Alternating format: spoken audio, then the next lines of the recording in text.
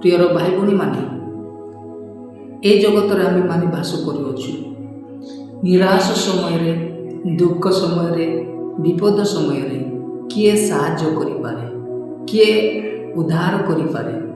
ନା ଘନିଷ୍ଠ ବନ୍ଧୁ, ନା ପରିବାର, ନା ପ୍ରତିବାସୀ, ନା ଏ ଜଗତ। ପ୍ରିୟର ଭାଇ ଭଉଣୀମାନେ, ଯୀଶୁ ହିଁ ଆମମାନଙ୍କର ଉଦ୍ଧାରକର୍ତ୍ତା। ସେ ହିଁ ଆମମାନଙ୍କର ଉଦ୍ଧାରକର୍ତ୍ତା। ଯିଶାୟ 40:10 ଏପରି ଲେଖା ଅଛି, ତୁମେ ଭୟ କର ନାହିଁ, କାରଣ ଆମେ ତୁମ ସଙ୍ଗରେ ଅଛୁ। ନିରାଶ ହୁଅ ନାହିଁ। ପ୍ରିୟର ଭାଇ ଭଉଣୀମାନେ, ଆମେମାନେ ଭୟ କରିବା ଆବଶ୍ୟକ ନାହିଁ, କାରଣ ସଦାପ୍ରଭୁ ଆମମାନଙ୍କ ସଙ୍ଗରେ ଅଛନ୍ତି। ନିରାଶ ହେବା ଆବଶ୍ୟକ ନାହିଁ, କାରଣ ଆମମାନଙ୍କର ପରମେଶ୍ୱର ଆମମାନଙ୍କ ସହିତ ଅଛନ୍ତି। ଆଉ ସେ ସବଳ କରିବେ, ସାହାଯ୍ୟ କରିବେ। ସେ ଆପଣ ହସ୍ତରେ ଧରି ରଖିବେ। ସେ ଆମମାନଙ୍କୁ ତ୍ୟାଗ କରିବେ ନାହିଁ। ଜନ 14:1-18 ଏପରି ଲେଖା ଅଛି, ତୁମମାନଙ୍କ ହୃଦୟ ଉଦ୍ବିଗ୍ନ ନ ହେଉ, ଈଶ୍ୱରଙ୍କଠାରେ ବିଶ୍ୱାସ କର। ଆମମାନଙ୍କର ହୃଦୟ ଉଦ୍ବିଗ୍ନ ନ ହେଉ, ଈଶ୍ୱରଙ୍କଠାରେ ବିଶ୍ୱାସ କରିବା ଆବଶ୍ୟକ। ଯୀଶୁ ଖ୍ରୀଷ୍ଟ ଆମମାନଙ୍କୁ କହୁଛନ୍ତି, ମୋଠାରେ ବିଶ୍ୱାସ କର।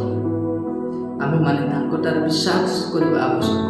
ମୁଁ ତୁମମାନଙ୍କୁ ଅନାଥ କରି ଛାଡ଼ିଯିବି ନାହିଁ। ମୁଁ ତୁମମାନଙ୍କ ନିକଟକୁ ଆସୁଅଛି। ସେ ଆମମାନଙ୍କୁ କେବେ ଛାଡ଼ିବେ ନାହିଁ। ସେ ପରିତ୍ୟାଗ କରିବେ ନାହିଁ। ଆମମାନଙ୍କ ସହିତ ରହିବେ।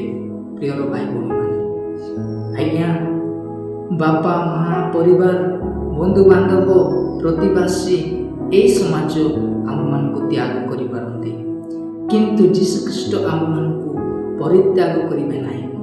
ଆମମାନଙ୍କୁ କଦାପି ତ୍ୟାଗ କରିବେ ନାହିଁ।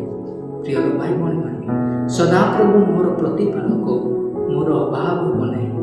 ଉତ୍ତମ ସ୍ଥାନରେ ମୋତେ ଚରାନ୍ତି, ସେ କଢ଼ାଇ ନିଅନ୍ତି। ସଠିକ୍ ସମୟରେ ଖାଇବା ପିନ୍ଧିବା ଯାହା ଆବଶ୍ୟକ ଯୋଗାନ୍ତି। ପ୍ରିୟର ଭାଇ, ଆଉ ଆଜି ମଧ୍ୟ ଅସୁବିଧା ଅଛି, କଷ୍ଟ ଅଛି, ଦୁଃଖ ଅଛି।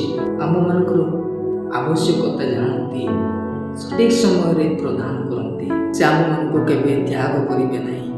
ଯେତେ କଷ୍ଟ ହେଲେ ମଧ୍ୟ, ଯେତେ ଦୁଃଖ ହେଲେ ମଧ୍ୟ, ଆମମାନଙ୍କ ଚାରିପଟେ ଦୁର୍ଘଟଣା, ଆକ୍ସିଡେଣ୍ଟ, ମରଣ ଯାହା ଥିଲେ ମଧ୍ୟ ସେ ମୁଖରେ ଆମମାନଙ୍କୁ ତ୍ୟାଗ କରନ୍ତି ନାହିଁ।